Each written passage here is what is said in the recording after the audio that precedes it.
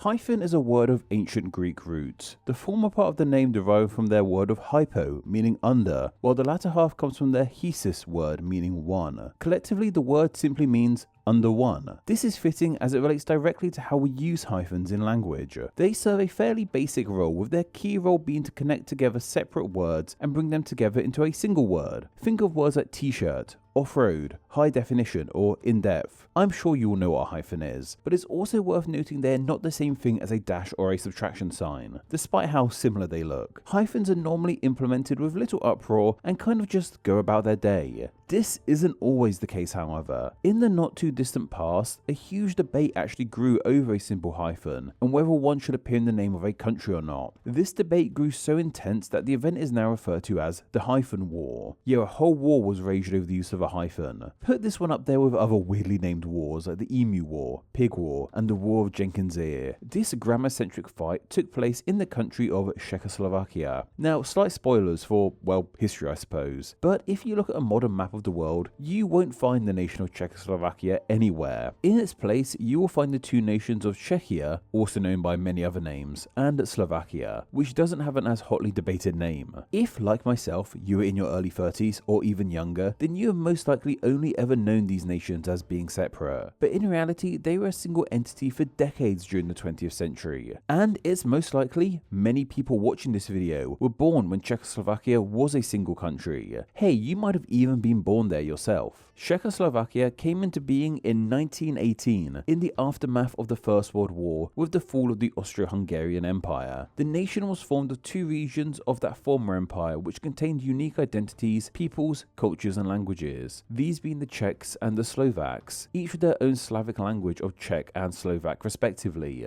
The name this nation took in 1918 was a simple compound of these people's names, along with the ear suffix used all the time in country names. This is a bit of a tangent, but it just struck me that this is why it's taken so long for Czechia to get this suffix itself, and why it sounds weird to some, and many still call it the Czech Republic. For so long, Czech as a location name was used solely as a prefix and didn't really stand on its own as a place with the ear suffix, which is why it seems odd to suddenly slap one on there, which has been the case for the last few years. But while we're on a tangent, I should really plug my upcoming book. Immigrant Tongues, How Languages Moved, Evolved and Defined Us is something I've been working on for years now, and it's releasing on the 12th of August this year. The book is more or less a history of the world told through language migration, and explains how languages of the world ended up where they are today. If you've ever wondered why the tongue of Spain dominates so much of South America, or why a language formed from Dutch is spoken in South Africa, then this book is for you, as it explains in detail these language migrations and many, many more. There'll be a pre-order link in the description below.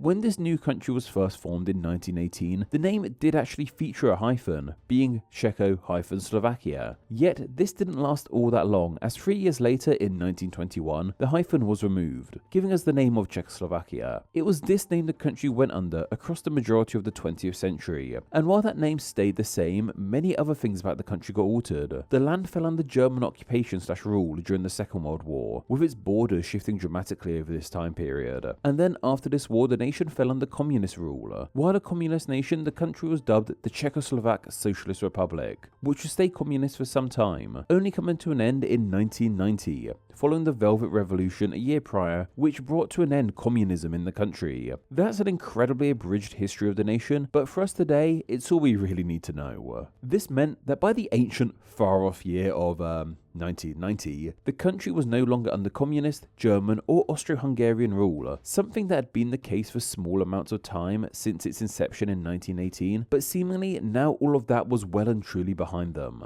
The country wanted to shed this image of being a vassal state ruled by other powers, and instead showed the world that they were their own people who ruled themselves. And the key part of doing this was via a name change. They couldn't really still be called the Czechoslovak Socialist Republic, as you know, they weren't a socialist republic anymore. The initial idea for a name for the country was simply Czechoslovakia, or the Czechoslovak Republic, yet this name was immediately rejected. Of course, that rejection came from the Slovak side of the nation. Czechoslovakia was in a somewhat unique position as a country. Most nations, especially in Europe, tend to have a single unique cultural identity and language. France is a prime example of this. While it does house many other cultures, most in the nation will happily identify with the title of French and use the French language. Czechoslovakia, meanwhile, was a single country made up of two distinct groups of people, and it's understandable why they would butt heads in cases like this. Other countries in Europe faced this challenge too. There was Yugoslavia at the time, which was in a similar position but has since broken up. And of course we have the UK, a country made up of countries, and that's doing just fine, I guess. It definitely hasn't caused any political issues or anything like that. What this all means is that the nation of Czechoslovakia was in a precarious position of trying to appease both groups of people who called the country home. It's almost as if these two places should never really have been one country in the first place or something, right? Seriously, having Czechoslovakia as one country would be like if Spain and Portugal became a single nation or something. But in 1990, these two places were one country, and the Slovak side of the nation was unhappy at the idea of the country simply being called Czechoslovakia. They felt that the name undermined their position in the nation and didn't let them stand in their own right, with the Czech half taking the spotlight. From what I can gather, this was seemingly part of a wider issue in the nation, of the Slovak side feeling like the second banana in this relationship. The Czech side seemed to get way more of a spotlight, with things like the nation's capital, Prague, being in the Czech lands, and many of the nation's presidents came from the Czech side too. I imagine the relation these two places had when they were one country might be akin to the relationship Scotland and England have with one another today, with one side thinking all the power and such goes to the other side. The Slovaks wanted to reinstate the hyphen in the name, like they had when the country was first formed in 1918, as in their eyes this gave both sides equal prominence. Of course the Czechs didn't want a hyphen, as that was how the name had been for decades at this point. Of course I imagine there were people who had opposing views or didn't really care on the matter, but by and large the battle lines were drawn at Czechs not wanting a hyphen and Slovaks wanting a hyphen. This became a real sticking point in the nation, as neither side would seemingly budge on their views.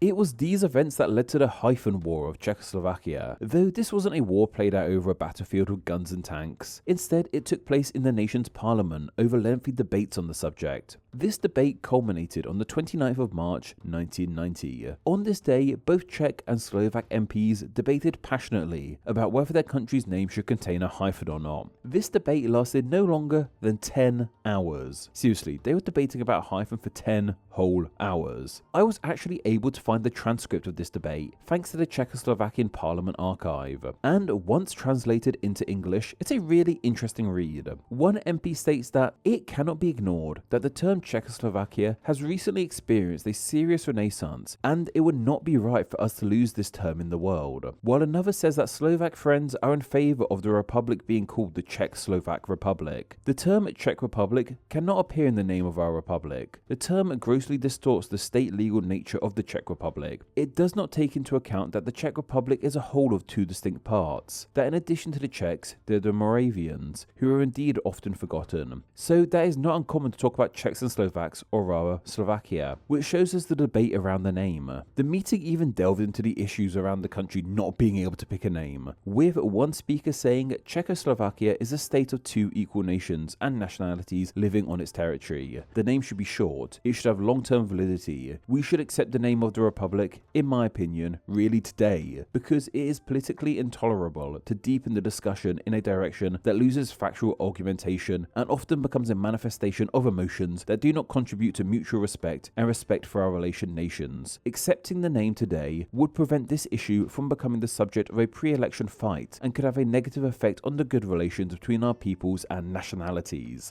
The nation's president at the time, Václav Havel, even stepped in and warned that a decision had to be made, as the nation was at risk of becoming a laughingstock. This might sound silly to us now, but you have to remember at the time the nation was finding its own footing after years of communist rule. They wanted to project a strong image to the world, and it was hard to do that if the country couldn't even decide if they should have a hyphen in their name or not.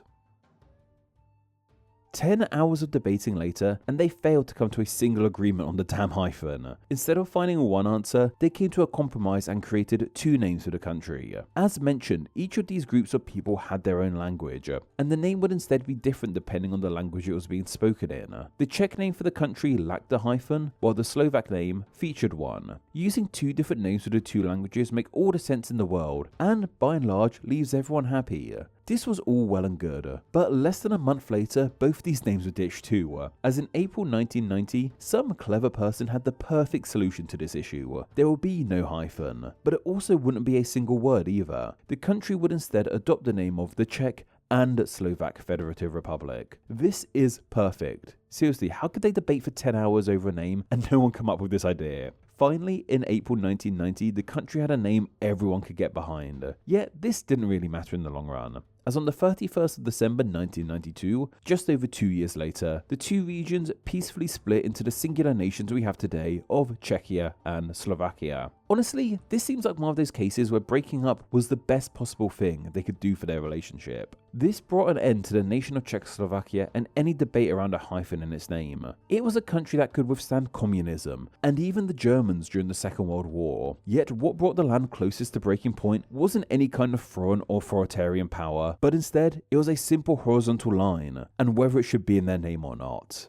Okay, so that's a tad over dramatic, but still, it's a fun little story.